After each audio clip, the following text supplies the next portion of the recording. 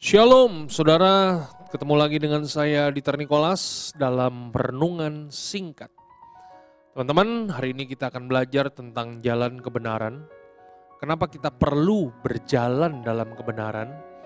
Karena berjalan dalam kebenaran itu akan membangun yang namanya kedalaman. Nah, apa kata Alkitab tentang hal ini? Kita buka Alkitab kita dalam Matius 7 ayat yang ke-24 sampai dengan ayat yang ke-27. Setiap orang yang mendengar perkataanku ini dan melakukannya, ia sama dengan orang yang bijaksana, yang mendirikan rumahnya di atas batu. Kemudian turunlah hujan dan datanglah banjir, lalu angin melanda rumah itu, tetapi rumah itu tidak roboh, sebab didirikan di atas batu. Tetapi setiap orang yang mendengar perkataanku ini dan tidak melakukannya, ia sama dengan orang yang bodoh, yang mendirikan rumahnya di atas pasir. Kemudian turunlah hujan dan datanglah banjir, lalu angin melanda rumah itu sehingga robohlah rumah itu dan hebatlah kerusakannya. Nah, saudaraku terkasih dalam Tuhan, dari ayat-ayat yang baru kita baca, ada satu hal yang bisa kita pelajari bahwa hujan, banjir, dan angin itu akan selalu datang dalam kehidupan setiap kita.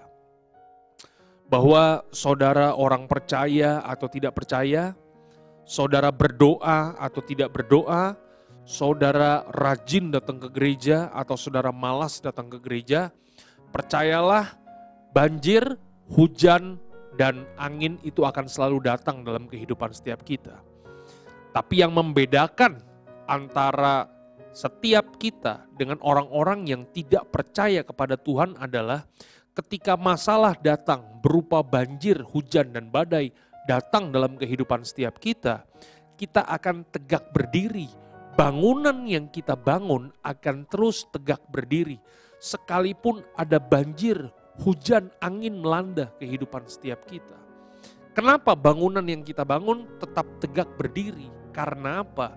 Karena kita telah membangun di atas fondasi yang benar. Nah, sadar nggak saudara-saudara sekalian bahwa yang paling penting dari sebuah bangunan itu adalah fondasinya.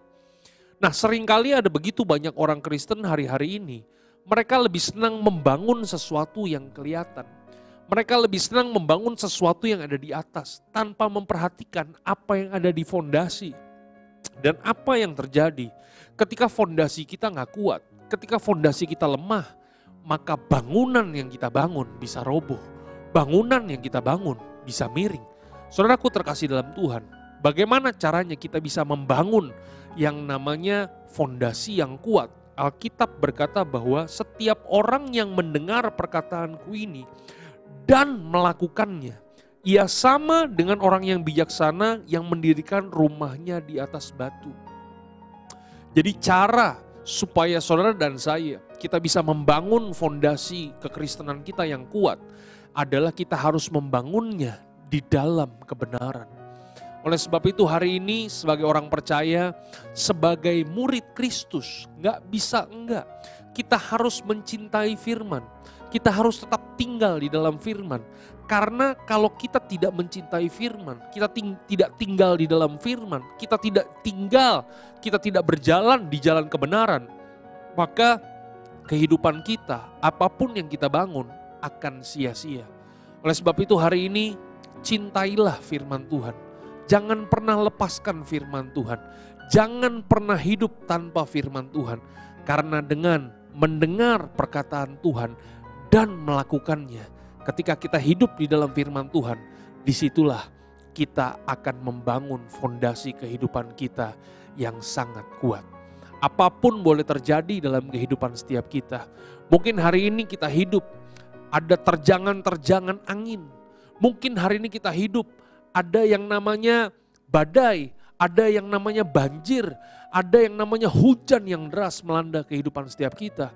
Tapi percayalah, dari segala sisi kita bisa diserang, kita bisa mengalami masalah demi masalah.